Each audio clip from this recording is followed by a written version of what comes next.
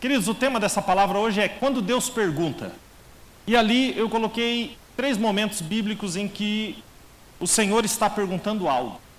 O primeiro, Deus pergunta para Adão, Gênesis 3:9, está aí na tela. Onde estás? O segundo é quando Deus pergunta para Elias, quando ele está dentro de uma caverna, 1 Reis 19:9. Que fazes aqui, Elias? O terceiro é após a ressurreição, os discípulos voltam à pescaria e Jesus pergunta, lá em João 21:5, filhos, tendes alguma coisa de comer? Nós temos aí uma sequência de 3 perguntas. Eu vou voltar nelas lá no final. Então, eu quero começar falando sobre o tema, quando Deus pergunta. Está aí.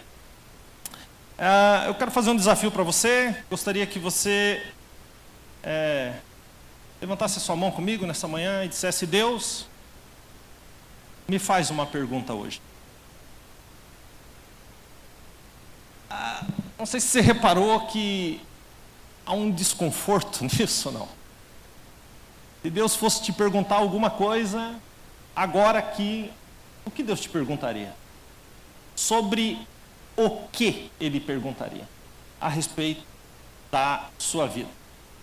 Gente, quando eu quero falar com Deus, eu vou falar uma coisa para vocês. Eu desenvolvo, antes de entrar em oração, uma tese a respeito do assunto que eu quero falar com Deus, e eu elaboro aquilo que eu tenho para perguntar para Deus, aquilo que eu quero apresentar para Deus. E eu vou falar uma coisa para vocês, eu sou bom nisso, faço até pontos. E digo: Senhor, quando eu for falar contigo, eu quero ter até os pontos para... parece assim que eu vou apresentar para Deus um plano infalível que talvez Ele não tenha percebido. É muita coisa. Talvez Deus não tenha percebido que aquele plano feito daquele jeito daria certo. Então, Senhor, eu estou aqui para apresentar o meu plano e para que Tu assine embaixo.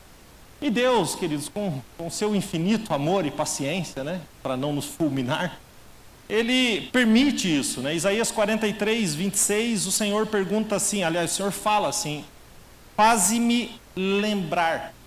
É Deus falando: faze-me lembrar, entremos juntos em juízo.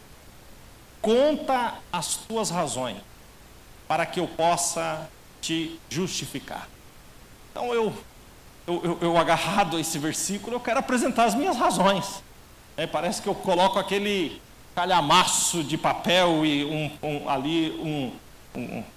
algo bem planejado, e fico meia hora, às vezes, apresentando aquilo para Deus.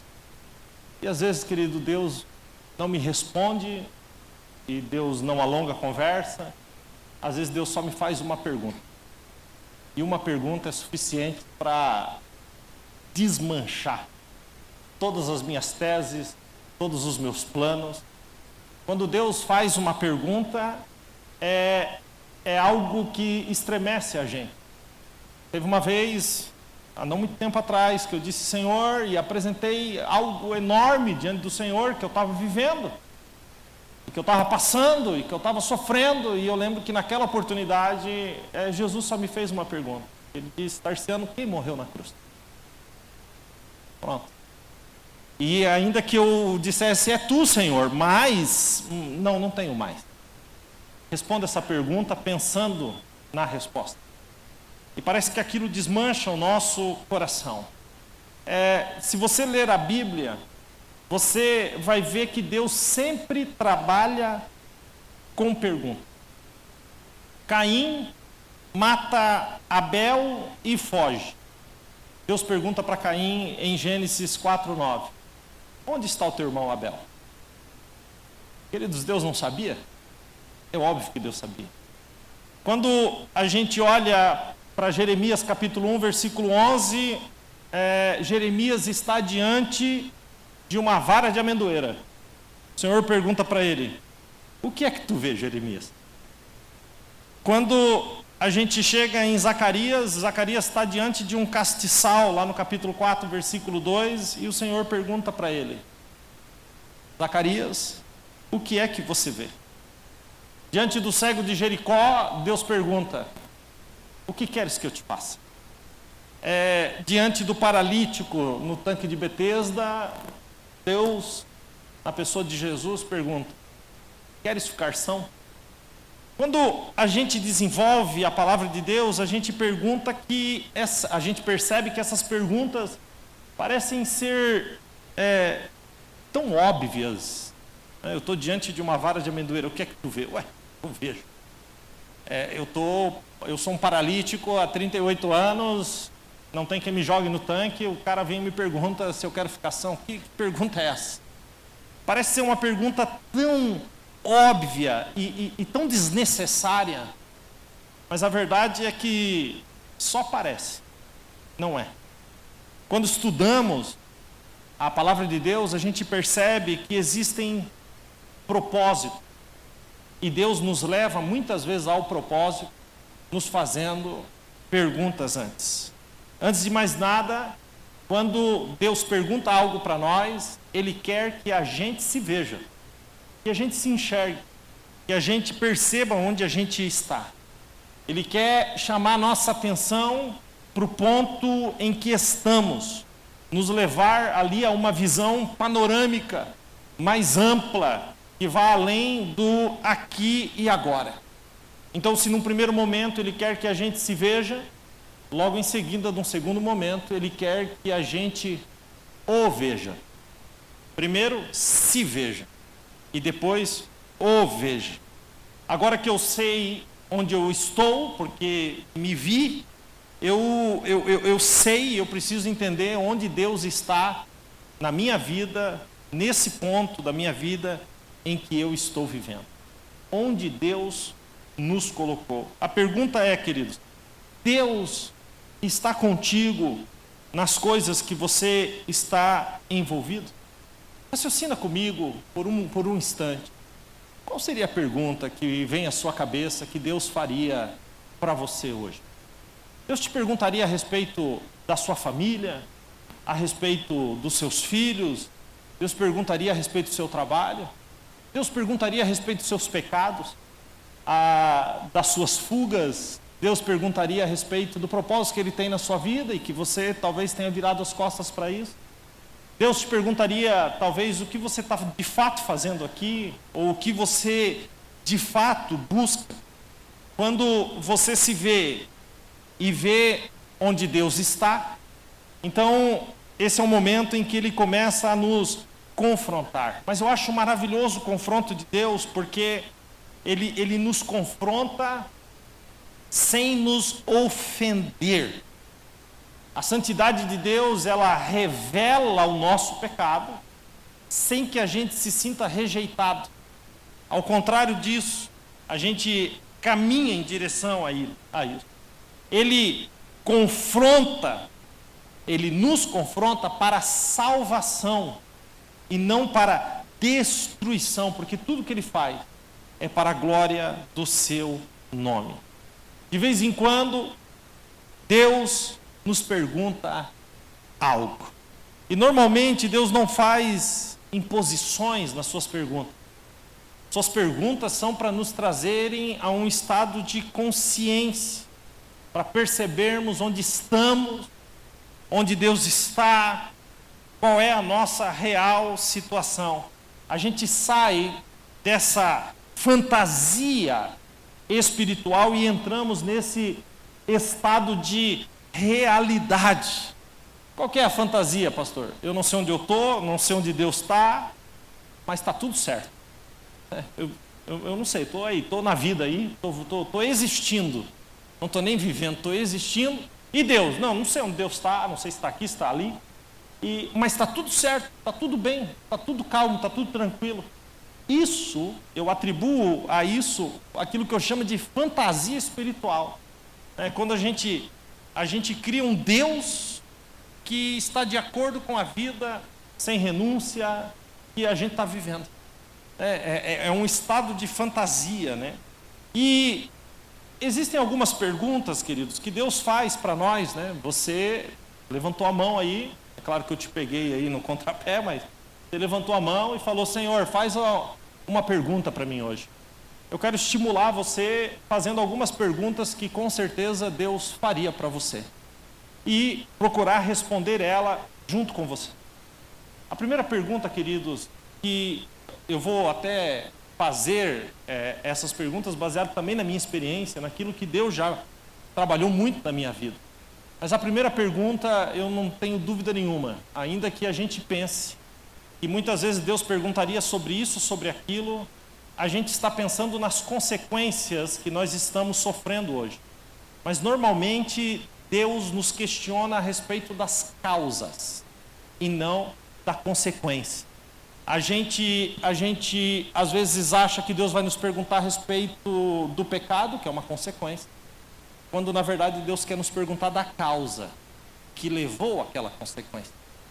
E sem dúvida nenhuma, uma das primeiras coisas que Deus pergunta aqui nessa manhã para cada um de nós é: quem, grave bem isso, quem você está ouvindo? Ok? Para gravar bem, pergunta aí para a pessoa que está do seu lado: quem você está ouvindo? Queridos, parece uma coisa tão simples e tão óbvia, mas quem você consulta para tomar uma decisão? Qual é o nível espiritual dessa pessoa que te aconselha? Deus usa pessoas para falar com a gente, amém? Mas o diabo também. A gente acha que, normalmente aquilo que a gente gosta de ouvir, ou que a gente quer ouvir, Deus está naquela voz. Mas não é bem assim. Quando a gente lê a palavra de Deus, Provérbios capítulo 12, versículos 5, 6 e 7, diz assim: o plano do justo são retos, escute agora, mas o conselho do ímpio é enganoso. As palavras do ímpio são emboscada mortal, mas quando os justos falam, há livramento. Bom, já tem uma base aqui mais do que suficiente para dizer que, dependendo de quem a gente ouve, a gente pode estar sendo enganado. E a gente pode estar sendo levado para uma emboscada mortal. E quando eu digo emboscada mortal, eu não falo apenas do corpo físico, mas da sua vida espiritual. E também tenho base suficiente que, se eu ouvir a pessoa certa, eu terei livramento. E ele termina dizendo: os ímpios serão derrubados e desaparecerão, mas a casa do justo permanecerá para sempre. Bom, esse versículo, se eu conectá-lo ao anterior, eu entendo que os ímpios serão derrubados e desaparecerão. E eu entendo pelo versículo anterior que aqueles que os ouvem também. Mas também entendo que aqueles que ouvem os justos alcançam livramento, e ele termina dizendo que a casa do justo permanecerá firme para sempre. Então aquele que ouve o justo também permanecerá justo. Eu entendo, queridos irmãos que estão aqui, que a gente precisa tomar muito cuidado. Paulo, escrevendo em 1 Coríntios 15, 33, ele diz assim: não se deixe enganar. Por que ele começa desse jeito? Porque facilmente a gente é enganado pelas pessoas que nos cercam. Ele diz: não se deixe enganar. As más conversações corrompem os bons costumes. Na NVI diz assim: as más companhias corrompem os bons costumes. Ou seja, aquele a quem você ouve pode corromper você. E a gente liga a corrupção no Brasil ao fato aí, dos políticos. Não, mas não é isso, querido. A corrupção é a corrupção daquilo, é quebrar aquilo que entendo, aquilo que é certo, aquilo que é correto. E Paulo, escrevendo, ele diz: olha, não se engane, não se engane. É como se ele dissesse para alguém: olha, não pense que você andando com esta pessoa, que você ouvindo essa pessoa, você vai andar por caminhos de vida. Não se engane. Paulo está deixando isso bem claro. Por isso, eu preciso perguntar isso: quem senta na sua casa para falar com você? Quem você ouve no trabalho? Quem você ouve no teu ciclo de amizades? Quem são as pessoas para quem você dá o seu precioso ouvido? O mais importante. Observe o que Deus diz para Adão: de toda árvore do jardim comerás livremente. Está lá em Gênesis 2,16. Mas da árvore do conhecimento do bem e do mal não comerás, porque no dia que tu comeres, certamente morrer. Isso é o que Deus disse, sim ou não? O que o diabo disse? Certamente não morrerás. Está lá no capítulo 3, versículo 4. Porque Deus sabe que no dia em que dele comeres, se abrirão os vossos olhos, serei como Deus, sabendo o bem e o mal. Observe como ele começa: certamente não morrerás. Deixa eu te falar uma coisa, acredita no que eu estou te falando, pode ter certeza. Aqui nós temos Deus falando e o diabo falando. O que vale mais? O que Deus disse ou aquilo que o diabo disse? Queridos, o diabo usou a palavra para trazer Jesus ao momento da tentação. E uma forma distorcida da palavra, o diabo usou. Ele usa a palavra, mas distorce a palavra quando Jesus está sendo tentado. Agora vem cá comigo. Quem que estava sendo tentado? O Filho de Deus, gente. Quem que era que ele estava tentando, ou tentando tentar? O Verbo, a palavra. No princípio era o Verbo estava com Deus, e o Verbo era Deus. Lá em João 1,14, a gente sabia, o verbo, a palavra, se fez carne, Jesus, e habitou entre nós, e vimos a sua glória, como a glória do unigênito do Pai, cheio de graça e de verdade. O diabo, ele é tão cara de pau, que precisava de um óleo de peroba na cara dele, porque ele foi tentar aquele que é o verbo vivo, com a palavra, distorcendo a palavra. O diabo usou a palavra de Deus, distorcendo ela para tentar o Filho de Deus. Você não acha que você é melhor do que Jesus, né? Querido, o que nós vemos hoje é o diabo usando a palavra para distorcer a verdade. Por isso que hoje tem tantos pregadores na internet, cada um com uma teologia diferente, cada um fala aquilo como se fosse uma verdade, distorcendo o confronto da palavra, distorcendo completamente a palavra. Por isso eu te digo, cuidado. A pergunta aqui, a primeira é: quem você está ouvindo? O diabo, queridos, tem inveja de você. Pastor, o diabo tem inveja de mim? Claro, ele foi criado no céu e lançado na terra. Você foi criado na terra e será levado para o céu. É claro que ele tem inveja de você. Então não importa o que te digam, fiquem com aquilo que Deus te diz. Quem você está ouvindo? Faça uma análise da sua vida. Como eu disse aqui no começo, Deus usa pessoas, mas o diabo também. Cuidado com quem você ouve. Querido, se as tuas principais amigas, os teus principais amigos, são pessoas que não conhecem ao Senhor, que vivem uma vida longe dos princípios de Deus, e você está ali misturado. Não. Muito cuidado com isso. Imagine se você está sentado agora, aqui com Deus, nessa manhã, e você está reclamando de uma porção de coisas, e Deus simplesmente olha para você e te diz: quem você está ouvindo? Sabe, há um clamor de Deus. E o clamor de Deus é: me ouça as pessoas que eu tenho colocado na sua vida para que você caminhe. Mas normalmente as pessoas que Deus coloca na nossa vida, a gente acha que essas são as chatas, porque essas são as que nos confrontam, essas são as que nos apertam, essas são as pessoas que falam aquilo que a gente não gostaria de ouvir. Mas quantos de nós aqui, os pais que estão aqui, a gente fala com os nossos filhos e a gente diz para os nossos filhos: olha, me ouve. E quando a gente fala isso porque a gente não ama os nossos filhos, quando a gente os repreende, é porque não os amamos? Não, porque nós sabemos Nós temos experiência suficiente para saber o que vai acontecer ali na frente. Agora imagine Deus. E a gente muitas vezes distorce isso. Eu preciso continuar perguntando para você quem você está ouvindo, né? João 10:27, Jesus diz assim: as minhas ovelhas ouvem a minha voz, e delas eu sou conhecido. Eu as conheço e elas me seguem, porque ouvem e reconhecem a voz de Deus. O mesmo Jesus, agora em João 8:47, diz: aquele que pertence a Deus ouve o que Deus diz. Jesus está falando com os fariseus e com os hipócritas. Ele diz: vocês não ouvem porque não pertencem a Deus. Termino esse ponto aqui perguntando mais uma: você está ouvindo?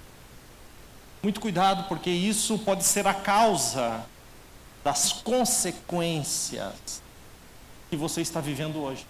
E às vezes a gente foca nas consequências e deixa as causas de lado. Muito cuidado, porque dependendo de quem você ouve, você terá caminhos de vida, você terá caminhos de morte. Amém? A segunda pergunta é tudo pergunta chata, tá bom? Tá bom? A segunda pergunta que Deus com certeza faria nessa manhã, está fazendo para nós nessa manhã, a primeira é quem você está ouvindo. A segunda é como é a sua relação com a sua família. Irmão, aqui está a causa da maioria das coisas. Se a gente puder responder isso, como que é a sua relação com o seu pai, com a sua mãe, com os seus filhos, com o seu cônjuge? Imagine Deus, não o pastor, querido, Deus parado na sua frente nesse exato momento e fazendo essa pergunta para você: qual seria a tua resposta? Como você é visto dentro da sua casa? Como você é visto pela sua família? Como você é visto pelos seus filhos? Será que a gente vai, aqui abrir um parênteses aqui, será que a gente vai esperar o diabo devorar as nossas crianças para a gente cuidar delas? Todos os pais que aqui estão sabem que para os filhos crescer basta alimentá-los bem. Sim ou não? A gente alimenta, eles vão crescendo. Alimenta, eles crescem, alimenta, eles crescem. O que nos faz crer que para que eles sejam nutridos espiritualmente, nós não precisamos alimentá-los? Nós não precisamos dedicar tempo a esta área da vida deles.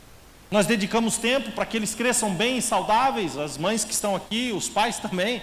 A gente faz lá a comida, a gente, vocês sabem disso, não é qualquer coisa que você dá para um bebê, você escolhe exatamente o que vai dar, porque é daquele jeito, depois vai aumentando, e daqui a pouco os nossos filhos estão perguntando de comidas que não prestam, né? Pai, eu quero comer isso, vem almoçar, não, eu quero só comer chocolate. Você vai fazer um prato de chocolate e dá para ele? Dizer, então come, mata a fome. Não! Mas é gostoso, é maravilhoso. Não, mas não é bom para você. Então, se a gente usa esses caminhos para que os nossos filhos cresçam fisicamente bem, o que nos faz crer que eles crescerão espiritualmente, que eles conhecerão a Deus, se nós não os alimentar? Alimentar a cada um deles da forma correta, para que eles vivam, para que eles conheçam a Deus. E uma das melhores formas de alimentar os nossos filhos para que conheçam a Deus, sem dúvida nenhuma, é com o exemplo. O exemplo é o maior legado que um pai e uma mãe podem deixar para um filho, gente. O exemplo é o maior legado. Como está a sua casa? Como é a relação com a sua família? Escute o que Salomão escreveu a respeito disso em Provérbios 11:29. Ele diz assim: quem causa problemas à sua família herdará somente vento. O insensato somente será servo daquele que é sábio. Observe isso. Quem causa problemas à sua família herdará somente vento. Porque a herança é inevitável. É inevitável. Assim como a colheita é inevitável.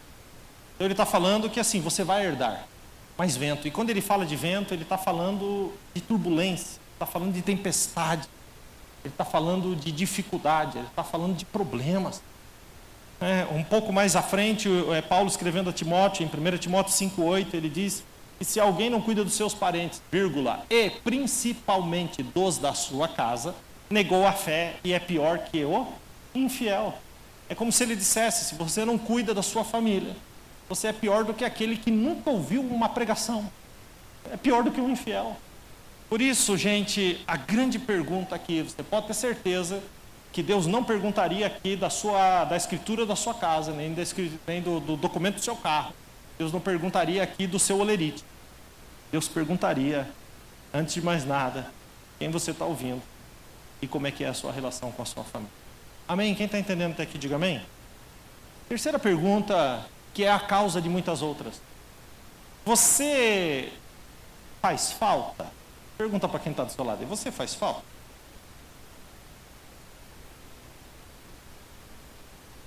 Já vou emendar com essa aqui, que é pior do que a primeira. Quando você não está perto, seja sincero agora. Quando você não está perto, as pessoas sentem saudade ou alívio?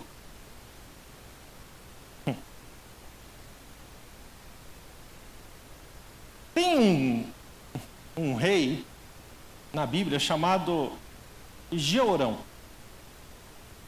Esse cara começou a reinar com 32 anos e morreu. E reinou 8 anos e morreu. Ele morreu com quantos? 32 com 8? Se você pensou na calculadora em vez da resposta, está na hora de você melhorar esse negócio. 32 com 8? O cara começou com 32 e morreu com 40. Morreu novo. Meu Deus, quanta saudade. Tão novo. Sabe como é que a Bíblia resume a vida desse cara? Eu vou ler para você. Está em 2 Crônicas 21, 20. Era da idade de 32 anos quando começou a reinar. E reinou 8 anos em Jerusalém. Vírgula. Agora vai resumir a vida dele nessa frase. E foi, sem deixar de si saudades, o sepultado. Acabou a história do cara. O cara morreu e foi sem deixar de si mesmo, saudade. O cara morreu. Cara, é que não tinha fogos de artifício, não tinha soltado. Pensa num homem intragável, insuportável, que estressava. Eu pergunto para você, onde você chega, você causa mal-estar ou bem-estar? Que tipo de companhia você é? Quando você não está em casa, a sua esposa sente saudades? Não responde que... Teu marido tem vontade de voltar para casa? Teus filhos sentem falta de você? Você é um bom amigo? Você é um bom amigo? Quando Paulo vai escrever em Romanos 12:10, ele diz: dediquem-se uns aos outros com amor fraternal e prefiram, há uma preferência, prefiram dar honra aos outros mais do que a você. Ou você é um amigo, um bom amigo, ou você é uma pessoa amarga. Quando Paulo vai descrever o homem caído, lá em Romanos capítulo 3, versículo 14, a corrupção da humanidade, ele cita algo terrível. No versículo 14 de Romanos 3, ele diz que as suas bocas estão cheias de maldições e amargura. Quando você abre a sua boca, o que é que sai? Palavras de maldição? Você amaldiçoa todo mundo? Você amaldiçoa o dia? Você amaldiçoa o trabalho? Você amaldiçoa o trânsito? Você amaldiçoa a casa? Você amaldiçoa os filhos? Você amaldiçoa o casamento? Você é amargo? Colossenses 3,19 diz assim: maridos, onde é que estão os maridos aí, amém? Estão aí? Levanta a mão, parece que não... Maridos, ame cada um a sua própria mulher. É bom eu repetir isso aqui. Cada um a sua própria mulher. E não a tratem com amargura. Por que Paulo escreveu isso aqui? Homens que pesam, dão o melhor para os de fora e sempre o pior para os de dentro. Provérbios 17, 25 diz que o filho tolo é a tristeza do seu pai. E o filho tolo é a amargura daquela que deu à luz. A mãe. Quer dizer, como você é como filho, como você é como esposa, como esposo. Sabe, você faz falta. Ou você é aquela pessoa que reclama de tudo. Péssimo humor, cara fechada, não consegue nem sorrir. É pessimista, tem que ter sempre alguém te puxando, e se tem alguém te puxando, você é um peso, filho. Você precisa ser puxado, você é um peso, sempre com aquela cara de coruja com dor de dente.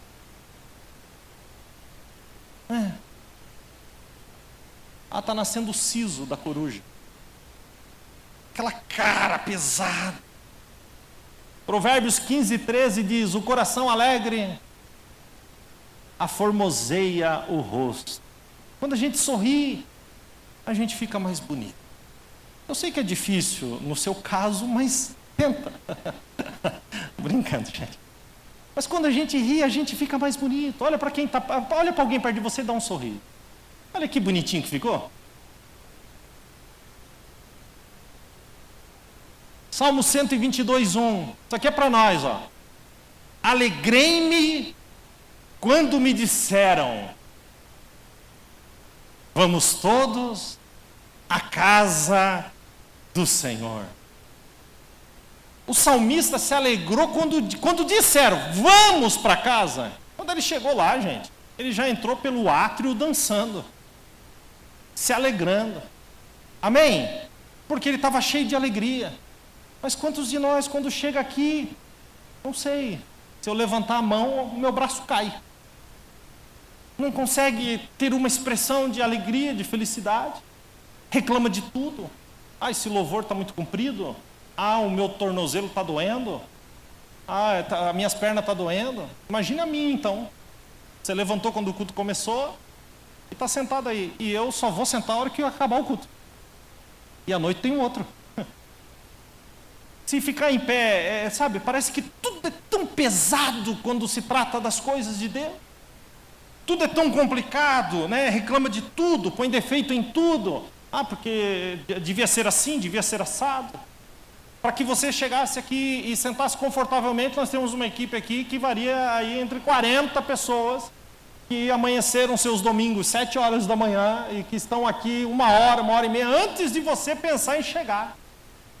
Para preparar tudo. Então assim, sabe, eu vou profetizar, né? Melhor do que falar, amém? Eu vou profetizar, amém? Quem me conhece sabe como é que eu faço, né? Vou profetizar usando a palavra, amém? Quem quer receber, levanta a mão aí. Uma palavra profética, vou usar aqui Romanos 15, 13. Que o Deus de esperança te encha de toda alegria e paz por sua confiança nele, para que vocês transbordem de esperança pelo poder do Espírito Santo. Diga amém. Amém. Uma pessoa alegre, feliz, ela faz falta. Tem gente que às vezes chega na igreja, aparece lá na porta, você está aqui, você já faz assim, ó. Dá vontade de rir só de ver a pessoa. Ali é uma querida, ali é um querido. Ali, quando chega perto, não fica aquela cara amarrada. Amém? Então, amém. Vamos continuar. Quarta pergunta. Eu estou quase terminando. Estou falando isso para parecer que vai terminar.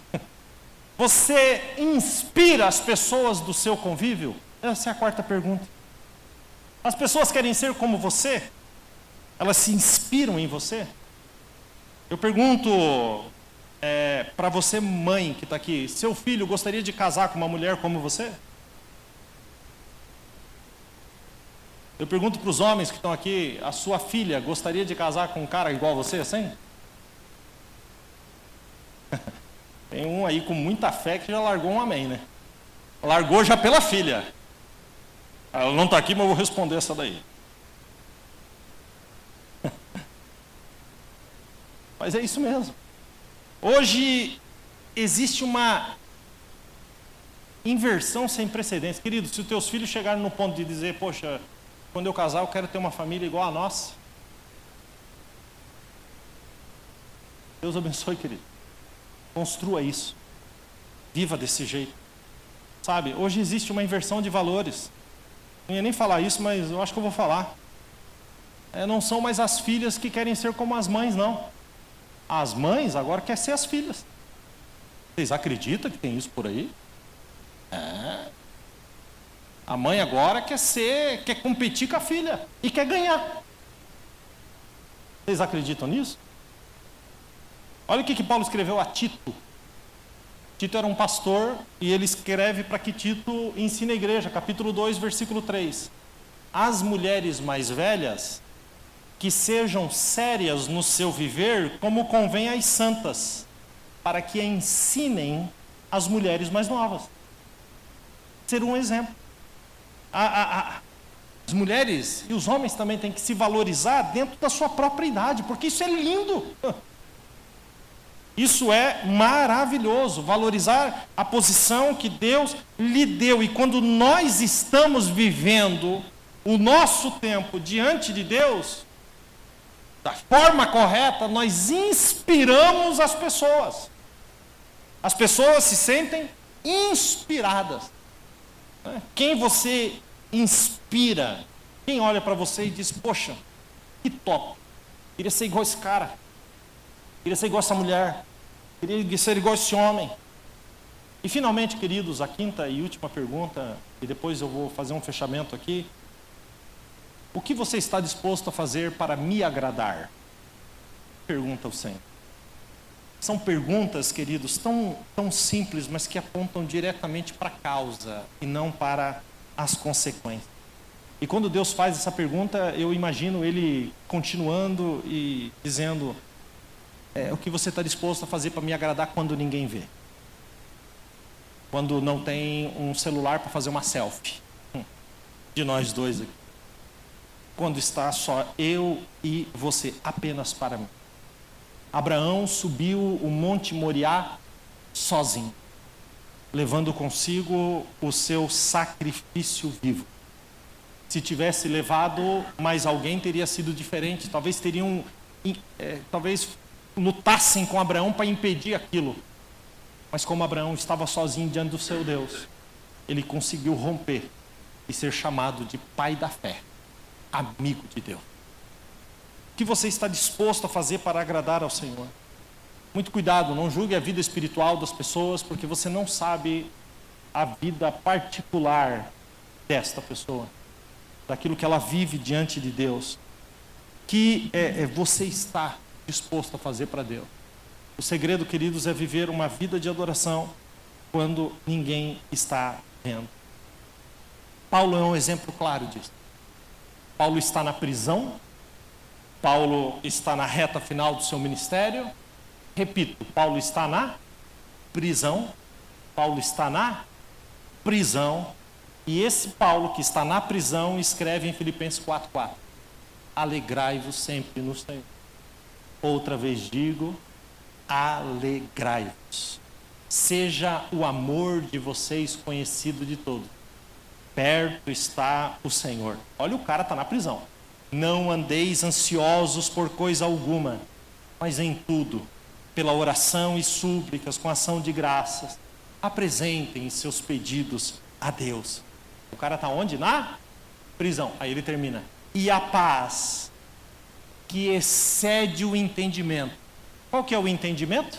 Eu estou aonde? Na prisão. Mas há uma paz que vai além daquilo que vejo. Vai além da circunstância. A paz que excede todo o nosso ou o vosso entendimento. Escuta o que acontece. Guardará os seus corações e as suas mentes em Cristo. Queridos, coisa tremenda. Paulo está na prisão, mas ele está fazendo ali, escrevendo, como que ao Senhor. Você quer que Deus te agrade, mas o que você está disposto a fazer para agradar a Deus? É mais ou menos assim, né? Quem aqui está feliz com Jesus? Jesus está feliz com você? É o inverso da pergunta. Mesmo Paulo escrevendo não, mas ele disse, e Lucas registrou em Atos 20 e 24, aquilo que Paulo estava dizendo, e Paulo diz: de nada faço questão, nem tenho a minha vida por preciosa, contanto que cumpra com alegria a minha carreira e o ministério que recebi do Senhor Jesus, para dar testemunho do Evangelho da graça de Deus. Paulo vivia uma vida para agradar ao... Amém? Nessa parte final eu quero voltar lá no começo. Lembra que a gente leu 3 versículos aqui? E para encerrar então, eu quero meditar com você nesses 3 versículos rapidamente. Qual é o primeiro? Gênesis 3:9, vamos ler juntos? 1, 2, 3. Onde... Quando Deus faz essa pergunta para Adão, Deus sabia onde Adão estava, sim ou não? Mas quando Deus faz essa pergunta, é como se ele perguntasse para Adão: e o que aconteceu? Essa pergunta é tão complexa. Porque você se perdeu no caminho. Abra os teus olhos e veja aonde você foi parar. Mas essa pergunta não é somente para que Adão se enxergue. Ela tem um peso ao contrário também. Como se Deus perguntasse: por que você me deixou? Por que você me desobedeceu? Por que você foi para longe dos meus propósitos?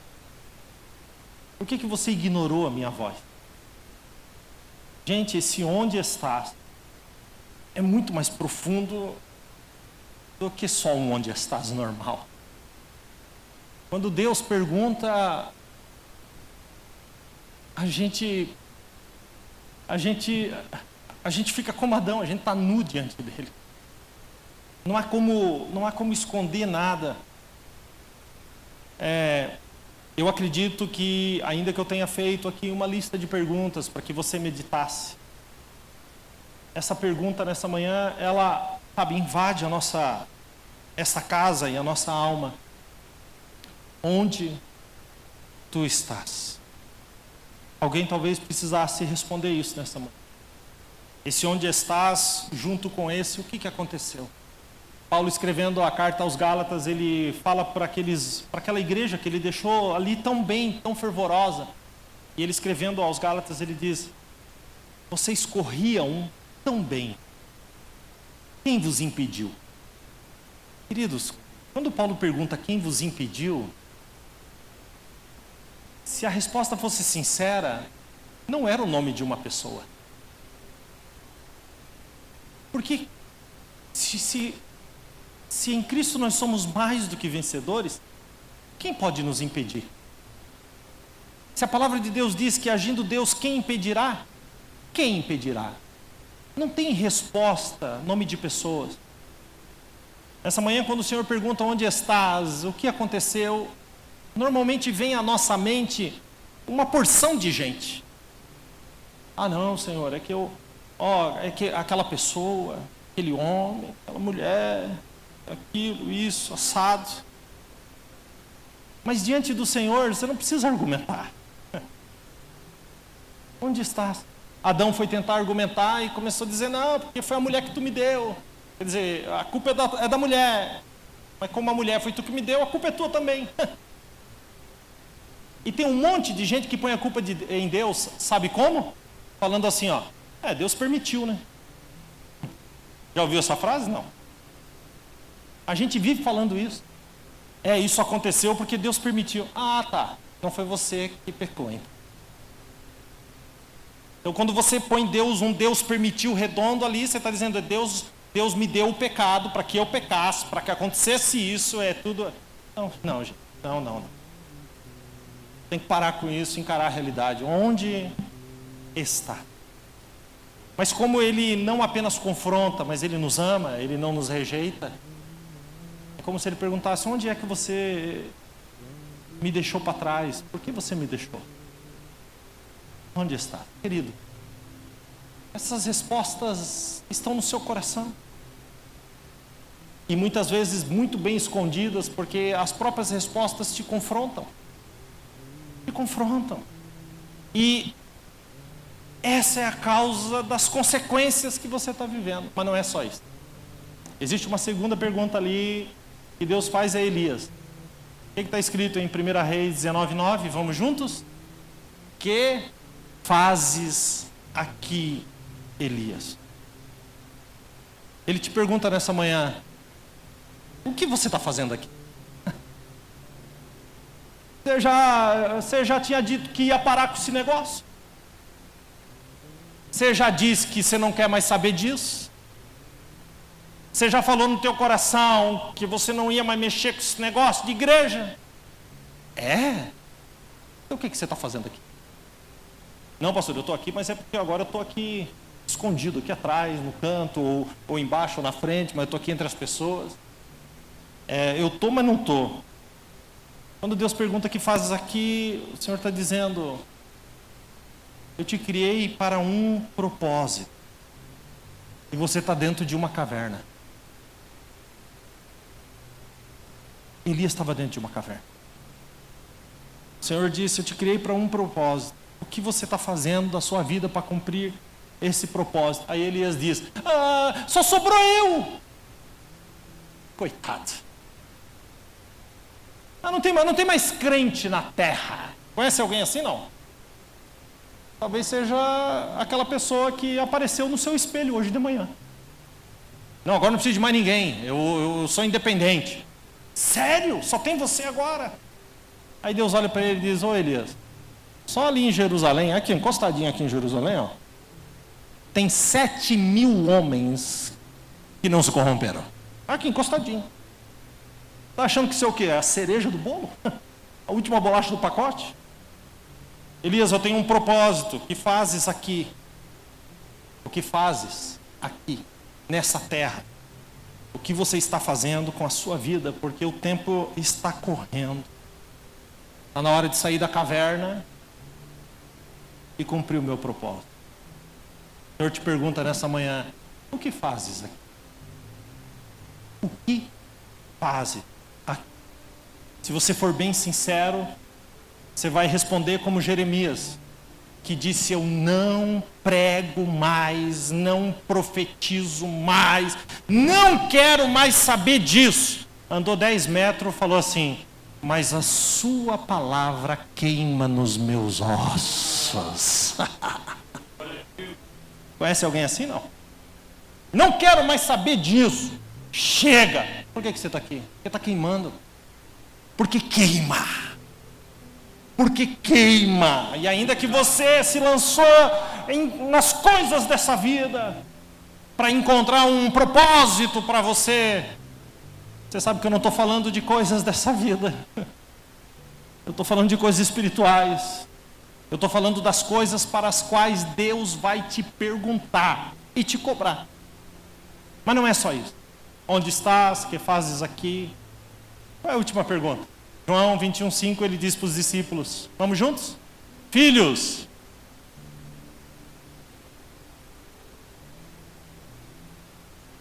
quem pergunta isso é aquele que está na praia com brasa, pão e peixe.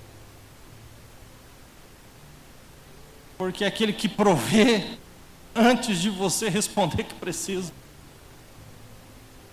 E quando ele pergunta: tendes alguma coisa que comer?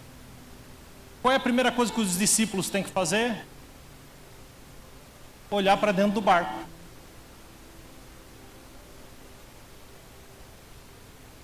E olhar para dentro do barco é uma constatação: não tem nada para comer. Estou morrendo de fome, trabalhei a noite toda, estou molhado, cansado, esgotado, sem esperança. E aí o Senhor pergunta: tem alguma coisa para comer? E eles gritam: não. Mas quando eles gritam não, João, que era o melhorzinho das vistas, Eles estavam dentro de um barco, num tiro de flecha, sei lá, 60, 70 metros da praia. João olha e diz assim: que pergunta é essa? Quem que vai estar 5 horas da manhã, entre a escuridão e o nascer, perguntando qual que é a desse cara? Que pergunta é essa? Aí João vem, bom, só Deus faz esse tipo de pergunta. João diz, é o mestre. E quando ele diz, é o mestre, gente, Pedro pula na água e sai nadando, nadando, nadando. E quando ele chega na areia, pão, peixe na brasa. O que isso significa?